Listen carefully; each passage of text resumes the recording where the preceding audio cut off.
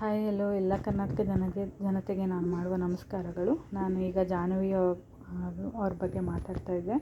So ಅವರು ಒಂದು ಪ್ರೋಗ್ರಾಮ್ನೇ anchor ಆಗಿ ಮಾಡಿರೋದು, ಈ ಕಿಚನ್ ಪ್ರೋಗ್ರಾಮ್ನ ಈ ಕಲರ್ಸ್ ಕನ್ನಡದಲ್ಲಿ. ಹಾಗೂ ಎಲ್ಲ ರಿಯಾಲಿಟಿ ಗೇಮ್ಸ್ ಆಡಿರೋದ್ರಿಂದ ಅವ್ರಿಗೆ ತುಂಬ ಪ್ಲಸ್ ಆಗ್ಬೋದು ಅಂದ್ಕೊಂಡೆ. ಆ್ಯಂಡ್ ಪಾಸಿಟಿವ್ ಆಗಿರ್ಬೋದು, ಅವ್ರಿಗೆ ರಿಯಾಲಿಟಿ ಗೇಮ್ಸ್ನ ಫೇಸ್ ಮಾಡಿ ಅಭ್ಯಾಸ ಇರೋದ್ರಿಂದ ಎಲ್ಲೋ ಪ್ಲಸ್ ಆಗ್ಬೋದು ಅಂದ್ಕೊಂಡೆ.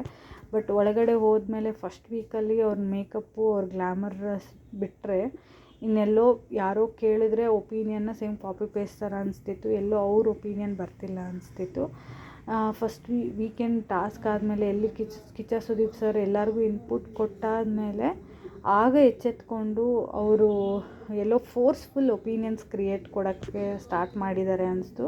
ಆ್ಯಂಡ್ ಮೇ ಬಿ ಇದು ವೈಸ್ ಸ್ಟೆಪ್ಪೇ ಅಂತ ಹೇಳ್ಬೋದು. ಅವ್ರಿಗೆ ವೀಕೆಂಡ್ ಆದಮೇಲೆ ಗೊತ್ತಾಗುತ್ತೆ ಅಶ್ವಿನಿ ಅವ್ರ ಮ್ಯಾಮ್ ಸ್ವಲ್ಪ ಸ್ಟ್ರಾಂಗ್ ಇರ್ಬೋದು ಅಂತ. ಎಲ್ಲೋ ಅದನ್ನು ಯುಟಿಲೈಸ್ ಮಾಡೋದಕ್ಕೆ ಎಲ್ಲಿ ಫಸ್ಟ್ ವೀಕಲ್ಲಿ ಆಪೋಸಿಟ್ ಆಗಿದ್ದ ಅಶ್ವಿನಿ ಮ್ಯಾಮು, ಜಾಹ್ನವಿ ಮ್ಯಾಮು ಈಗ ಅಶ್ವಿನಿ ಮ್ಯಾಮ್ ಜೊತೆ ಪ್ಯಾಚಪ್ ಮಾಡಿಕೊಂಡು ಅವ್ರ ಒಪಿನಿಯನ್ನ ಅವ್ರ ಜೊತೆ ಒಳಗೆ ಹೇಳ್ಕೊಂಡು ಹೋಗ್ತಿದ್ದಾರೆ ಅಂತ ನನಗನ್ನಿಸ್ತಾ ಇದೆ. ಆ್ಯಂಡ್ ಇದೆಲ್ಲೋ ಇದೇ ಥರ ಹೋದರೆ ನೆಕ್ಸ್ಟ್ ವೀಕ್ ಅವರಿಬ್ಬರಿಗೆ ಆಪೋಸಿಟ್ ಬಂದಾಗ ಅವ್ರಿಗೆ ನೆಗೆಟಿವ್ ಆಗ್ಬೋದು ಗೇಮಲ್ಲಿ. ಆ್ಯಂಡ್ ಗೇಮಲ್ಲಿ ಕೂಡ ಅವರೇ ನಾನು ಆಡ್ತೀನಿ ಅಂತ ಕೇಳೋದು ತುಂಬ ಕಮ್ಮಿ.